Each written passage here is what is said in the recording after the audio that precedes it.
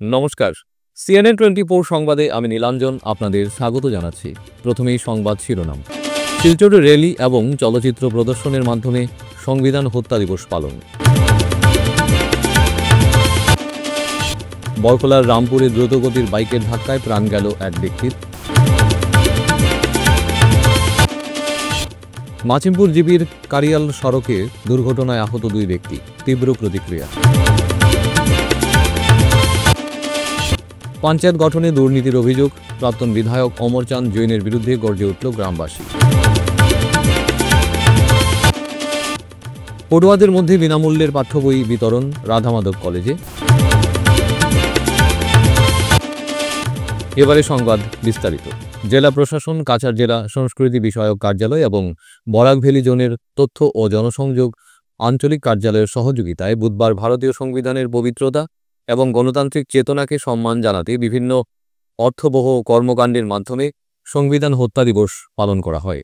এদিন বিকেলে কাছাড়ের জেলাশাসক মৃদুল যাদব একটি প্রতীকী র্যালির মাধ্যমে দিবসটি শুরু করেন।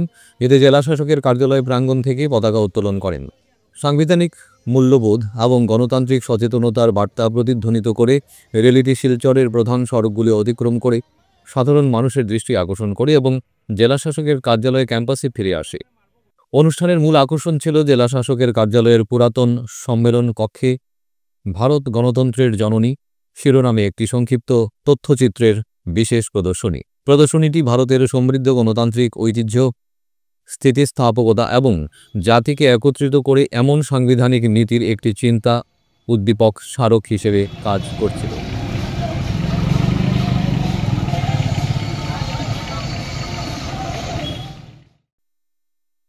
মঙ্গলবার রাত আনুমানিক 8:30 নাগাদ বরকলার রামপুরে ঘটে সড়ক দুর্ঘটনা। দেখুন সবিশেষ। রামপুরের বাসিন্দা মনোরঞ্জন দাস ওরফে সুসেনকে জারৈতলা SBI ব্যাংকের এক কর্মী ডিউটি সেরে শিলচরে যাওয়ার পথে বাইকে সজোরে ধাক্কা মারলে সুসেন দাস সঙ্গে সঙ্গে মাটিতে লুটিয়ে পড়েন। রামপুরের স্থানীয় জনগণ এসে গুরুতর আহত তাকে উদ্ধার করে তড়িঘড়ি বড়খোলা প্রাথমিক স্বাস্থ্যকেন্দ্রে নিয়ে গেলে চিকিৎসকেরা তাকে প্রাথমিক স্বাস্থ্যকেন্দ্রে না পাঠিয়ে উন্নত চিকিৎসার জন্য শিলচর মেডিকেল কলেজ হাসপাতালে প্রেরণ করেন, কিন্তু পথেই তার মৃত্যু হয়। তার বয়স হয়েছিল 57 বছর। রেখে গিয়েছেন স্ত্রী, 2 ছেলে, 1 মেয়ে এবং অসংখ্য আত্মীয় স্বজনদের। তার এই অকাল মৃত্যুর খবর চাউর হতেই স্বাভাবিকভাবেই নেমে এসেছে শোকের ছায়া। এদিকে ঘাতক বাইকটি এবং বাইক চালককে আটক করে বড়খোলা পুলিশ। সুসেন দাস, তার নাম হলো মনোরঞ্জন দাস।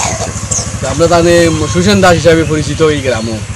তান গড় তাই ইয়া সন্ধ্যার পরে 7:30টার সময় বাজার দিয়া গোটাই যে যাওয়ার সময় একটা বাইকে তাই ধাক্কা মারি ফেলাই দিছে। ফেলানোর পরে বড়লা হসপিটাল লিয়ে যাওয়া হয়েছে। এখান থেকে মেডিকেল রেফার করা হয়েছে। মেডিকেল রেফার করার পরে আমরা খবর পাইছি তাই যাওয়ার মেডিকেল এখান মারা গেছেন পাওয়া হয়েছে। এরপরে আবার থানা এখানে আইয়া গাড়িটা আমরা বাইকটা সমঝাইয়া দিছি। পাওয়া যায় এই বাইকটা ওই লাগি জালতলা ব্যাংকের অ্যাসিস্ট্যান্ট ম্যানেজারে। এখন তান ওই লাগি ছেলে 2 জন, মেয়ে 1 জন। তার বয়স অনুমানিক 65 হইব। 65তে এখন একটু বিহিত ব্যবস্থা নেওয়া হোক যাতে এই পরিবারের এখন তাই নেখা উপার্জন খালি আর কেউ নাই।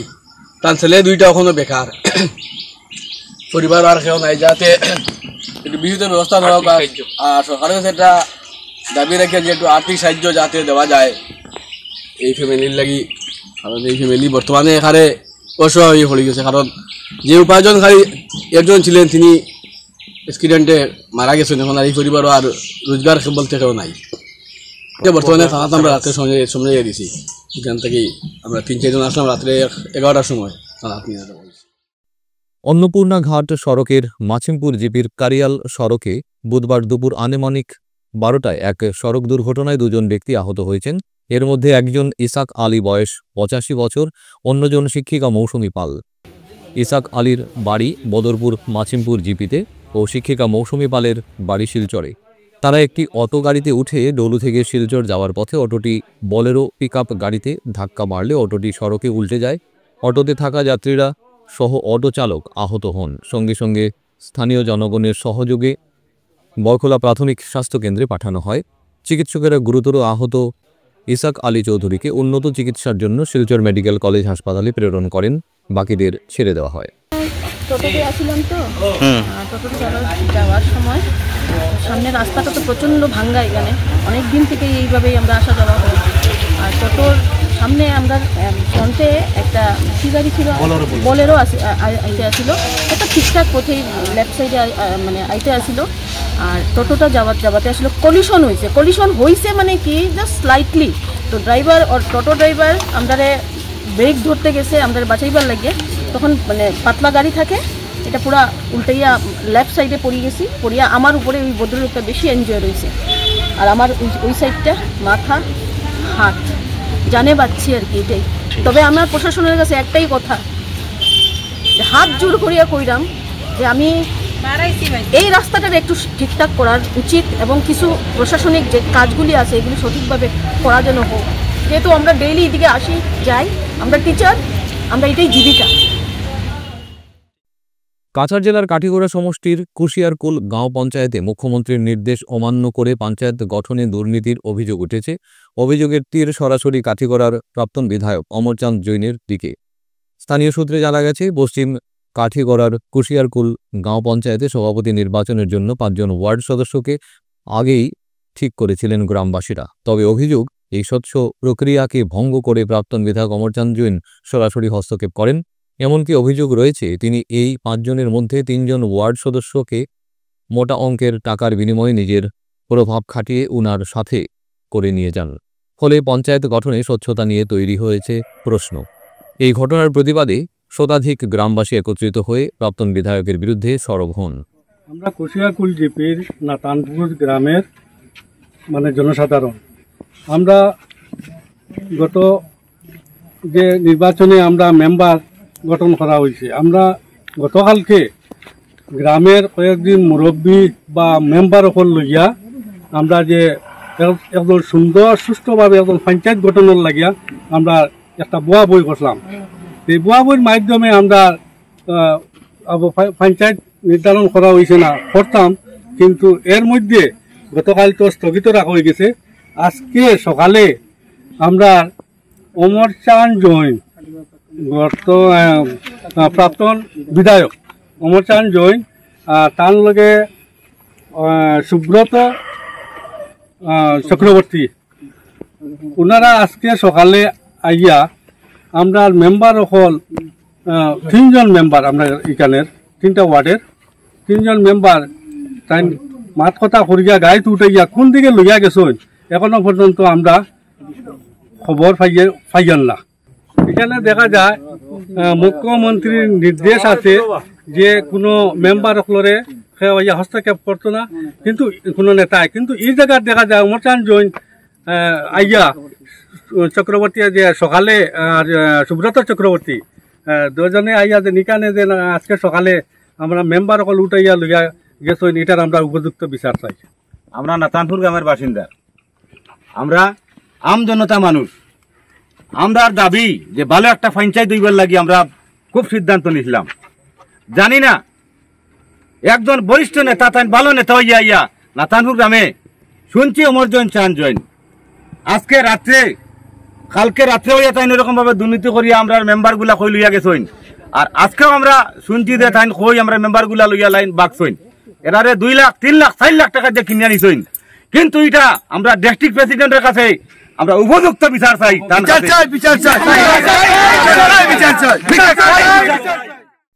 বুধবার আনুষ্ঠানিকভাবে আসাম সরকার কর্তৃক বরাদ্দ বিনামূল্যের পাঠ্য বই বন্টন করা হলো রাধা মাধব কলেজে। এদিন কলেজ কর্তৃপক্ষের তরফে কলেজ অডিটোরিয়াম হলে ভারপ্রাপ্ত অধ্যক্ষ ডক্টর অরুন্ধতী দত্ত চৌধুরীর পৌরোহিত্যে আয়োজিত অনুষ্ঠানে উচ্চ মাধ্যমিক কলা ও বাণিজ্য বিভাগের প্রথম বর্ষ ও কলা বিভাগের দ্বিতীয় বর্ষের ছাত্রছাত্রীদের হাতে বিনামূল্যের পাঠ্য বই তুলে দেওয়া হয়েছে। এদিনের অনুষ্ঠানে বক্তব্য রাখেন ভারপ্রাপ্ত অধ্যক্ষ ডক্টর অরুন্ধতী দত্ত চৌধুরী, উপাধ্যক্ষ ডক্টর রাহুল চক্রবর্তী, IQACর কোঅর্ডিনেটর ডক্টর সোনালী চৌধুরী, প্রাক্তন অধ্যক্ষ ডক্টর দেবাশিস রায় প্রমুখ।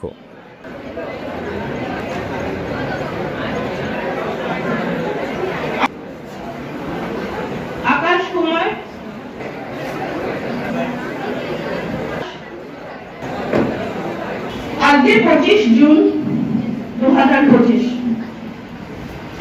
24 জুন পর্যন্ত রাধা মাধব কলেজে ডিগ্রির এডমিশন চলছিল এবং তোমরা হয়তো জানো যারা খোঁজ খবর রাখো যে কিভাবে ছাত্রদের ভর্তির সমস্যা হয়েছে। অনেক ছাত্রছাত্রী বিভিন্ন কলেজে ভর্তির সুযোগ পায়নি, and this is only because তাদের রেজাল্ট ভালো হয়নি, লোয়ার পার্সেন্টেজ। এইচএস ফার্স্ট ইয়ারে যারা অ্যাডমিশন নিয়েছো আমাদের কলেজে, তারা গভর্নমেন্ট কলেজে পড়ার সুযোগ পাচ্ছ, এবং গভর্নমেন্ট কলেজে পড়ার জন্য তোমরা নানান রকম সুযোগ সুবিধা পেতে থাকবে, যেরকম ফ্রি অ্যাডমিশন পেয়েছো ফ্রি ওয়েভার স্কিমে, আজকে বই পাবে, কালকে নিযুক্ত মহিলা স্কিমের জন্য ডেকে পাঠাবো। এরকম গভর্নমেন্ট কলেজে পড়লে অনেক সুযোগ সুবিধা পাওয়া যায়। কিন্তু গভর্নমেন্ট কলেজে যখন তোমরা পড়ছো, আমাদের কলেজ কর্তৃপক্ষেরও একটা দাবি আছে তোমাদের কাছে। আজকে আমি আমাদের একটা দাবি নিয়ে তোমাদের সামনে এসেছি, তোমাদেরকে ডেকেছি আজকে শুধু একটা কারণে, সেটা হচ্ছে এই কলেজকেও তোমাদের কিছু দেওয়ার আছে। যারা নতুন এসেছো তাদেরকে আমি বেশি করে বলছি, তোমাদেরকেও কলেজকে কিছু দিতে হবে। কি দিতে হবে বলো তো?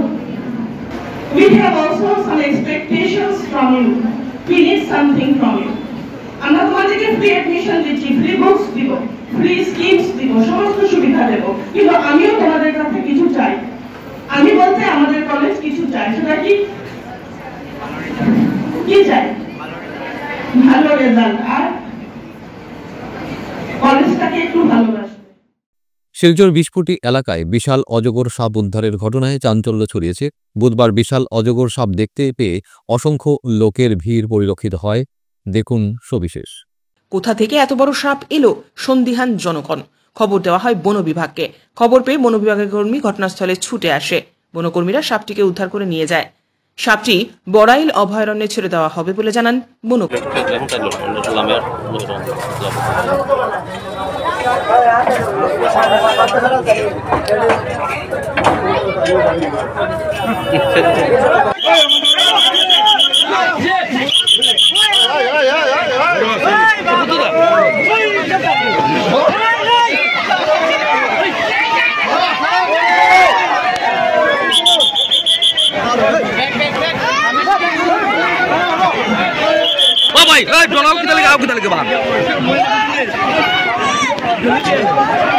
তোমরা আগে দিও না কেউ,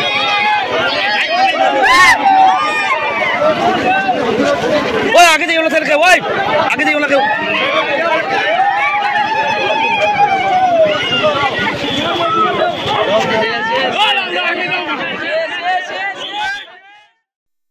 ফিরছে একটা বিরতির পর, আপনারা সবাই সঙ্গে থাকুন। Dear parents, students and well-wishers, you all know Vivekananda Senior Secondary School, also known as Vivekananda Junior College, was established in 2003 at Chenkuri Road, Silchar, pin code 788007, having science, arts, commerce streams. Every year in HS examination, our students have been passing out with positions, distinctions, star marks and huge numbers of letters. In degree unit, we have Encipal Memorial Degree College, which was established in 2010 and affiliated under Assam University. Both of our institutions have been guided gracefully by the experienced and qualified faculties in well-infrastructure, environmental-friendly institution. Grace well hospital, Meherpur, Silchar. এখানে আপনারা পাবেন dialysis, endoscopy, sonography, echocardiography, এক্স-রের মতো বিশেষ সুবিধে। উন্নত মানের ডাক্তারি পরিষেবার পাশাপাশি পাবেন আইসিইউ, এনআইসিইউ, ইনডোর, আউটডোর এবং যে কোনো রকম সার্জারি অত্যন্ত সুলভ মূল্যে এবং অত্যাধুনিক মানের। গ্রেস ওয়েল হসপিটাল বিভিন্ন ধরনের চিকিৎসা পরিষেবার পাশাপাশি এখানে আপনারা পাবেন বন্ধ্যাত্ব কাটিয়ে মাতৃত্ব এবং পিতৃত্বের আশ্বাস। আপনার সুস্থ জীবনের লক্ষ্যে সর্বদা কাজ করে চলেছে গ্রেস ওয়েল হসপিটালের সদস্যবৃন্দ। ঠিকানা grace well hospital, Meherpur, Silchar 788015। আপনার সুস্থ এবং মঙ্গলময় জীবন কামনা করি আমরা। Grace well hospital. ফিরে এলাম বিরতির পর। সোনাবাড়ি ঘাটের ঐতিহ্যবাহী সামাজিক গণসংগঠন হেল্প ফর ইউ স্বেচ্ছাসেবকেরা এলাকায় সমাজসেবামূলক কাজকর্ম, গরিব দুস্থ জনগণের কল্যাণে নজির করেছেন। অত্যন্ত কম সময়ের ভেতরে তাদের সমাজসেবামূলক কার্যক্রমের মানসিকতা দেখে মাস তিনেক পূর্বে সোনাইয়ের বিধায়ক Karimuddin Barbhuiya help for you এনজিওকে তার এলাকা উন্নয়ন তহবিল থেকে একটি অ্যাম্বুলেন্স গাড়ি প্রদান করেন। বুধবার দুপুরে এনজিও কার্যালয়ে আনুষ্ঠানিকভাবে এক সভায় কয়েকজন সমাজদরদী ব্যক্তিবর্গ এনজিওকে বিভিন্ন সামগ্রী প্রদান করেন। এলাকার বিশিষ্ট সমাজসেবী তথা সোনাবাড়ি ঘাট মইনুল হক চৌধুরী উচ্চতর মাধ্যমিক বিদ্যালয়ের প্রাক্তন অধ্যক্ষ আইনুল হক মজুমদারের পৌরোহিত্যে আয়োজিত সভায় বিশিষ্টজনেরা সামগ্রীগুলো এনজিও কর্মকর্তাদের হাতে তুলে দেন। এনজিও সভাপতি কমরুল হক বড়ভূইয়া সংক্ষিপ্ত বক্তব্য রাখেন। আমরা বিগত 2020 থেকে আমরা হেল্প ফর ইউ এনজিও থেকে বিভিন্ন রকমের সাহায্য সহায়তা আমরা সবসময় গরিব মানুষের পাশে আমরা দাঁড়াইয়া থাকি। আর আজকে আমরা এই এনজিও আগামী দিনে 8 থেকে 6 মাস আগেও আমরা সোনাই বিধায়ক আলহাজ করিমউদ্দিন বড়ভূইয়াকে আমরা সাজু ভাই তাই আমরা এনজিওতে একটা অ্যাম্বুলেন্স ডোনেশন করছি, তারাও অশেষ ধন্যবাদ জানাই। আর আজকের দিনে আমরা এই আসাদ ভাই আসাদ বড়ভূইয়া তাই আমরা একটা একটা ফ্যান ডোনেশন করছেন ভাই, অনেক ওনাকেও ধন্যবাদ জানাই যে আজকে একটা ফ্যান ডোনেশন করছেন। আসাদ বড়ভূইয়া তাই একটা আমরা প্রিন্টার মেশিন আমরা জায়েদ চৌধুরী তাই ডিসকাউন্সিয়ার আমরা এনজিও ডোনেশন করছেন। সবাইকে আমি অশেষ ধন্যবাদ জানাই। জনপ্রতিনিধি নয়, ঈশ্বরের উপর ভরসা করে নদী ভাঙনের দুর্বিষহ যন্ত্রণায় জীবন ঝুঁকি নিয়ে দিন পাড়ি দিচ্ছেন বলখোলার বেশ কয়েকটি পরিবার। দেখুন সবিশেষ। সূত্রের খবর, ভাঙনের কবলে ভিটে বাড়ি হারিয়েছেন তারা। অন্যত্র এসে ঘর বানিয়ে রক্ষা নেই। হারাং নদীর ভাঙনে এক প্রকার উচ্ছেদের পথে সোনাপুরের বেশ কয়েকটি পরিবার। ঘরের একপাশে হারাং নদী, অন্য পাশে পূর্ত সড়ক, আর তারই মাঝে কোনোভাবে বাস করছেন তারা। একদিকে নেরগি একদিকে রাস্তা, আর এই জায়গা লেট্রিন বাচ্চা বানাইবারও জায়গা নাই। এই বাড়ি তার তোমার কই জায়গা হইতো নদীয়ে ভাঙ্গি আইতা লইয়া যাই গিয়ে লেট্রিন বাচ্চাও বানাইতে একটুকু জায়গা নাই, তাও কষ্ট করিয়া থাকা। ভিটে হারিয়ে সড়কের ঘাসের ওপর ঘর বানিয়ে থাকলেও ভাঙন সমস্যার সমাধান হচ্ছে না। ফলে সরকারি সহায়তা না মেলায় রীতিমতো অসহায়তার মধ্যে পড়ে রয়েছেন তারা। ঘর পাই না, এটা তো দেও না। বৃষ্টি দিলে জল পড়ে বড় জল পড়ে, যে কষ্ট করিয়া থাকা, আর টিনে দিয়েও জল পড়ে, তাও কষ্ট করিয়া থাকা। কইছেন বেদান কইছেন তারা তো গুড়িয়া দেখে না একবার। জোয়ার এলে ঘর যেন নদীর মাঝে ডুবে থাকার পরিস্থিতি হয়। শিশু সন্তানদের নিয়ে নিরাপত্তাহীনতায় ভুগতে হয়, ঘর সহ ঘরের আসবাবপত্র বিনষ্ট হয়। কিন্তু যাবতীয় বিষয় জেনেও জনপ্রতিনিধিরা নীরব। তারা প্রতিশ্রুতি দিয়েছিলেন, তবে প্রতিশ্রুতি রাখেননি। আমরা জায়গা বাঙ্গিয়া লইয়া গেছে কি দিয়ে 4 বিঘার মাঝে 2 বিঘা নিচে গিয়া 2 বিঘা আছে এখান বেখামায়া করেছে। 3 পরিবার আছিল, 2 পরিবার বয়ে গেছে গিয়া আমি বাঙ্গিয়া সরিয়া গেছি হারাং নদী বাঙ্গনে বাঙ্গনি প্রায় 10 বছর থাকি বাঙ্গন। বর্তমান বিধায়ক মিসবাউল ইসলামকে দেখাই যায় না। এমতাবস্থায় তারা একমাত্র ঈশ্বরের ওপর ভরসা রেখেই দিন কাটাচ্ছেন। একটু লাগে ছোট ছোট বাচ্চা লইয়া অত গরম সেও দেখলো না, গড়ে দরজা ডুবাইয়া নের সেও মাতিলো না, দেখলো না, সেও কিচ্ছু কইলাম। এমএলএ খুঁজাইছে না মিসবাউল ইসলামে? না না, কই খুঁজাইতা, তান চোখও দেখা যায় না, তান চোখও দেখা যায় না। আপনারা কোনো সাহায্য পাইনি? নদী ভাঙনের লাগিয়া কোনো সাহায্য পাইছেন? এটা কিচ্ছু হয়নি। তো বাড়ির ওয়াইফ গড় দিয়েছেন তা নিজে বাস দিয়া আইতে থাকে না, তো নেগি ভাঙিয়ে উঠাইয়া নেগি গুলাই যখন আমলা দেয় এটা গড় নেগি।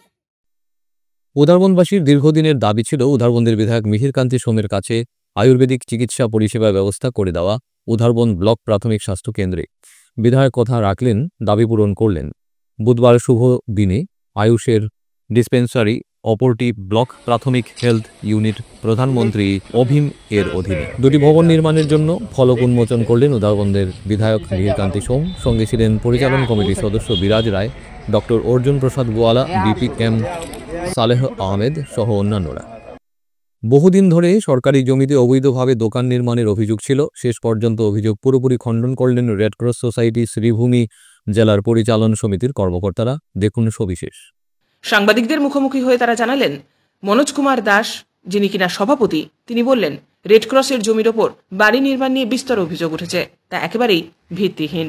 ভবন যারা নির্মাণ করেন, বিশেষ করে দীপ্তেন্দু স্বামীর সঙ্গে পরিচালন সমিতির কর্মকর্তাদের চুক্তি স্বাক্ষরিত হয়। চুক্তি মতে স্বামী থাকতে পারবেন নিচতলায়, সেবা সদনের কাজ চলবে ওপরের তলায়। পরিচালন সমিতির সম্পাদক প্রবালকান্তি দাস বক্তব্য রাখতে গিয়ে বলেন, নিয়মের বাইরে কোনো কাজ হয়নি। নিজের স্বার্থের জন্য সেবাদলকে বদনাম করার অপচেষ্টা চালাচ্ছে জনা কয়েক স্বার্থান্বেষী লোকেরা। তাদের অপপ্রচার অন্যদের মধ্যে বিরূপ প্রভাব ফেলতে পারে। বর্তমানে রেডক্রসের উন্নয়ন যেভাবে হচ্ছে, সব দিক থেকে তা ঈর্ষার কারণ হয়ে দাঁড়িয়েছে বলে মন্তব্য করেন তিনি। শাসন নেই, তাই সামনের আসন নিয়ে বদনাম রটিয়ে তাদের কাজ হাসিল করতে চাইছে এক শ্রেণীর সুবিধাভোগী। যদি সেবা সদনের কর্মকাণ্ড প্রচারের আলোয় আসতো, তাহলে বদনাম করার সাহস পেত না কেউ। অন্যান্যদের মধ্যে সমিতির উপসভাপতি অভিজিৎ রায়, কোষাধ্যক্ষ সজল দত্ত প্রমুখ নিজের মতামত ব্যক্ত করেন। আমাদের এই যে ছোট্ট প্রতিষ্ঠানটা 1952 সালে শুরু হয়েছিল। সেটা প্রথম শুরু হয় কিন্তু সিভিল হাসপাতালে। পরবর্তীকালে এটা তার নিজস্ব জায়গা কিনে আর ঘর তৈরি করে সিভিল হাসপাতালে চলে আসে। তো দীর্ঘদিনের প্রচেষ্টায় আমরা একটু একটু করে এই প্রতিষ্ঠানটা গড়ে তুলেছি, যেটা আপনারা দেখতে পাচ্ছেন। সবার আগে একটা কথা বলি, এটা কেউ টাকা দিয়ে, ব্যক্তিগত কেউ টাকা দিয়ে এটা তৈরি করেন। এই যে যা দেখছেন আপনারা, প্রতিটা কিন্তু মানুষের দান। প্রতিটা কেবিন, প্রতিটা ওয়ার্ড, আমাদের যা আছে সবই কিন্তু মানুষের দান, এবং মানুষ কিন্তু স্বতঃপ্রবৃত্ত হয়ে এটা দান করেছে। কিছুদিন আগে আমাদের ইলেকট্রনিক মিডিয়াতে 4 জুন 2025 একটা নিউজ বের হল। তাতে দেখানো হয়েছিল যে সরকারি জায়গা দখল করে একজন ঘরটা তৈরি করছে, এটা আমাদের সামনে। এরা কিন্তু আমাদের টেনেন্ট, এরা কিন্তু আমাদের ভাড়া যেই আছে স্বল্প মূল্য, 150 টাকা, 200 টাকা, 50 টাকা, 100 টাকা এরকম ভাড়া দিয়ে ওরা আছে। এই ঘরটা কিন্তু আমাদের কাছ থেকে অনুমতি নিয়ে হয়েছে। এখনও আপনারা লক্ষ্য করবেন যে আমাদের এখানে 2টো ঘরের আমরা ফাঁকা কাজ করছি, কারণ ওদের সঙ্গে আলোচনার মধ্যে এটাই ছিল যে তোমরা আমাদের সঙ্গে দাও, আমরা ঘরটা ফাঁকা করে নেব, নিচে তোমরা থাকবে, উপরে আমরা চলে যাবো। ওই ঘটনাটা কিন্তু ওই যেটা নিউজটা যে বেরিয়েছিল, এতে মানুষের জনমনে একটা সন্দেহ জাগলো যে ঘরগুলো উঠেছে একটু সরকারি জায়গাতে উঠেছে, সরকারি নির্মিতি নয়। সেটা আপনাদের মাধ্যমে যেন জনসাধারণ জানতে পারে। সম্প্রতি রাজ্যের বিভিন্ন প্রান্তে বন্যায় ক্ষতিগ্রস্তদের পাশে দাঁড়াতে এগিয়ে এসেছিল রাজ্য সরকার। ক্ষতিগ্রস্তদের জন্য বরাদ্দ করা হয়েছিল ত্রাণ সামগ্রী এবং বিশেষভাবে প্রস্তুতকৃত লাল কার্ড, যার মাধ্যমে সংশ্লিষ্ট পরিবারের ক্ষতির পরিমাণ, পরিচয় এবং ব্যাংক খাতার বিবরণ রেকর্ড করে ভবিষ্যতের জন্য যথাযথ ক্ষতিপূরণের ব্যবস্থা নেওয়ার পরিকল্পনা ছিল প্রশাসনের। তবে এ নিয়ে চাঞ্চল্যকর অভিযোগ উঠেছে কাছাড়ের একটি গ্রামে। কাঠিগড়ার নাজাতপুর গ্রামে বন্যাক্রান্ত 25টি পরিবার লাল কার্ডের সুবিধা থেকে বঞ্চিত হয়েছেন বলে অভিযোগ উঠেছে।